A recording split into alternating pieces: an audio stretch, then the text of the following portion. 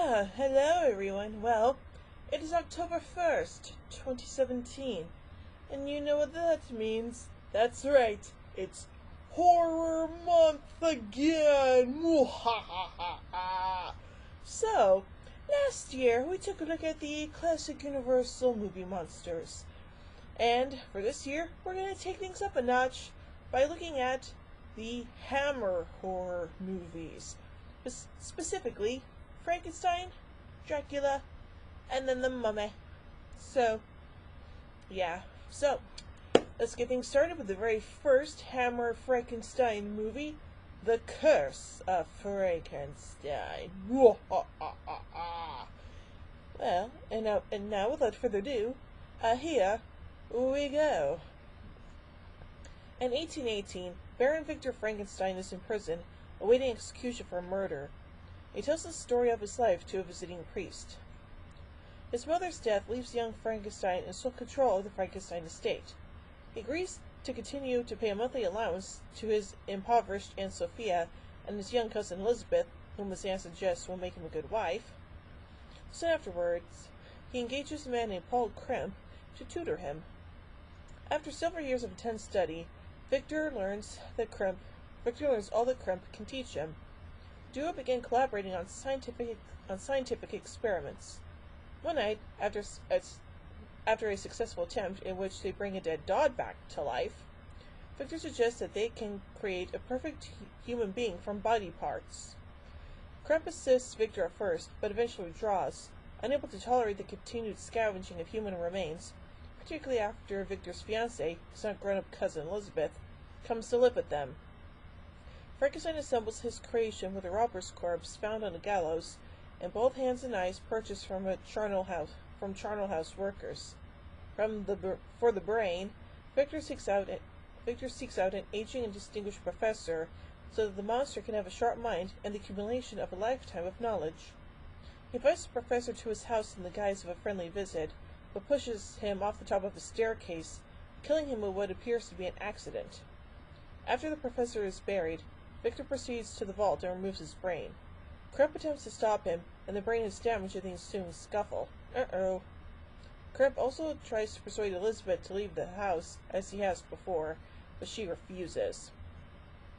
But with all the parts assembled, Frankenstein brings to life the monster. Unfortunately, the creature's damaged brain, and possibly his memory of Victor's murder, leaves him violent and psychotic, without the professor's intelligence. Frankenstein locks the creature up, but it escapes, killing an old blind man in encounters in the woods. Victor and Kremp shoot him down with a shotgun in the head, although it leaves a small bullet wound instead of a blasting shell damage, and bury it in the woods. After Kremp leaves town, Frankenstein digs up and revives the creature. Why? He uses it to murder his maid, Justine, who claims she's pregnant by him, and threatens to tell the authorities about his strange experiments if he refuses to marry her. Okay. Paul returns to the house the evening before Victor and Elizabeth are to be married, at Elizabeth's invitation. Victor shows Paul the revived creature, and Paul says that he's going to report Victor to the authorities immediately. During the scuffle that follows, the creature escapes to the castle roof, where it threatens Elizabeth. Victor throws an oil lantern at it, setting it aflame. It falls through a skylight into a bath of acid. Its body dissolves completely, leaving no proof that it ever existed. Victor is in prison for Justine's murder. The priest does not believe Frankenstein's story. Why? When Kremp visits, Frankenstein begs him to testify that it was the creature who killed Justine, but he refuses and denies all knowledge of the experiment. Kremp leaves Frankenstein and joins Elizabeth, telling her there is nothing they can do for him. Frankenstein is led away to the guillotine. So yeah, kind of a depressing first look here, huh? Well, anyway, let's get some production notes about this movie. Peter Cushing, who was then best known for his leading roles in British television, was sought out by Hammer for this film. Christopher Lee's casting, meanwhile, largely resulted from his height, 6'5". Hammer had considered the even taller 6'7" Bernard Bresslaw for the role.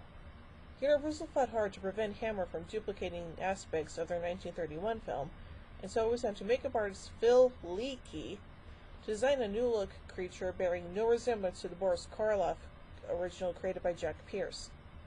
Production of The Curse of Frankenstein began with an investment of £65,000 on November 19, 1956, at Bray Studios, with a scene showing Baron Frankenstein cutting down a highwayman from Wayside Gibbet.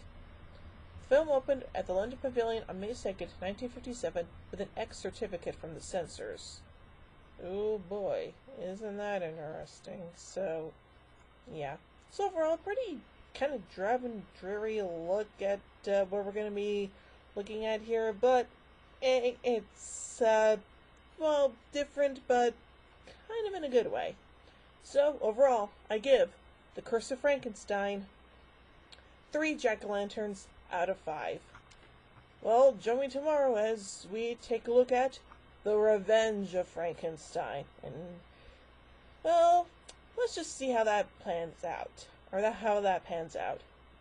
So, until tomorrow, see you guys next time. Or, well, until tomorrow, well, see you guys.